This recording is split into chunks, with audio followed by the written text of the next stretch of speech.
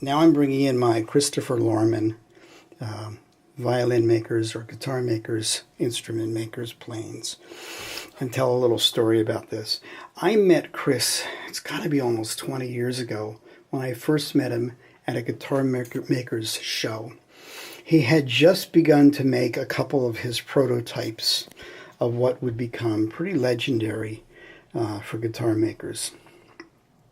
They didn't have the palm pushers back then. They were simply a finger plane. And I thought they were beautiful, of course, and extraordinary, and I got to talk to them a lot and play with them a lot.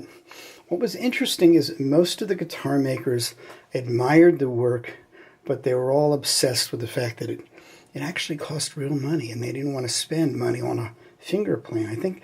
I want to say that Chris was then selling them for about $125, something like that, in the $100 to $125 range. I wanted to buy one. I was broke. I didn't buy one, but I kept in touch with him. And he wasn't selling very many to the guitar makers, and I suggested at that point he shift his focus to the tool collectors who would spend lots of money on anything that looked this extraordinary. So he did that and had some success. So anyway, let's see, beyond beauty, what's great about these planes? And I'm only giving you my personal opinion because some people don't love them. The first thing that I love is the indentations for the thumb and forefinger. Now, I have a small hand, and they fit perfect for me. I would imagine if you have a big hand, they may not fit perfectly, but they do for me. The blade lockdown device is really elegantly made, easy to turn, and easy to put plenty of tension and pressure on the blade. That's a definite advantage. This particular plane is flat-soled. These are a bronze alloy. They're not brass, as would have been traditional. And then after a while, Chris added the palm pusher, very traditional for violin planes. One of the things that he did is he made it adjustable. You can turn the ball and move it out maybe a half an inch and in a half an inch. Now, for my small hand, I actually have it almost all the way in.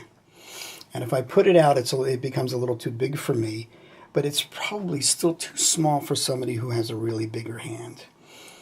But for me, it's a great advantage because unlike other violin planes that I have where you're stuck with the length of the rod unless you want to cut it up, I can adjust this pretty easily. This is the same plane with a slightly radiused sole, but otherwise it's the same. This one, then after he had done those for a while, he came out with some larger palm planes. This is really an appropriate size for an archtop guitar, which is what I make. It's probably too big for a violin maker, but it's great for a guitar maker. It has a radius. By the way, he uses Ron Hock blades. It's just a beautiful piece of work. It does not have the indentations, but it's still very comfortable to hold, and easy to hold, and easy to control. And with the sharp Hock blades, it really cuts through wood perfectly. I mean, I have owned at least 30 old finger and palm planes in my collecting life, and these are the best in terms of just function beyond beauty. They just work great. Not everybody loves them. I certainly do. And just from a standpoint of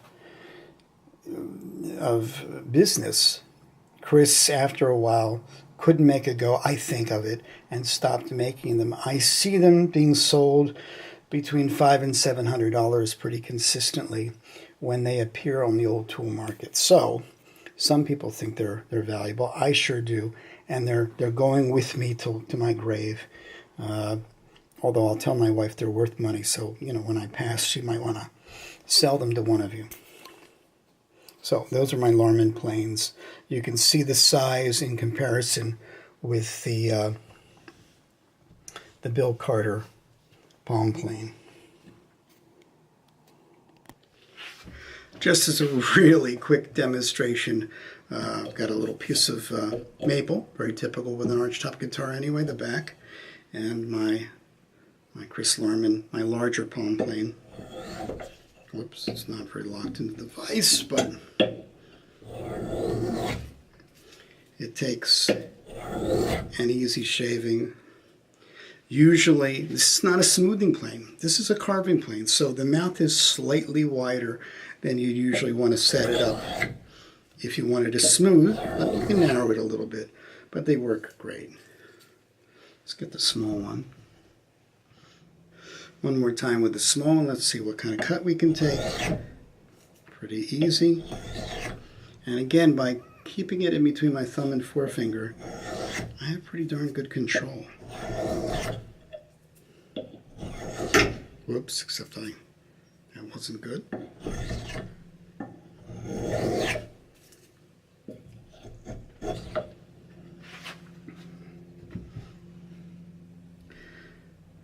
The flat bottom. Again, I've got it set up with a fairly big mouth because typically that's what I'm using it for. I'm shaving braces. I'm shaving other small pieces. I'm not necessarily doing finishing work.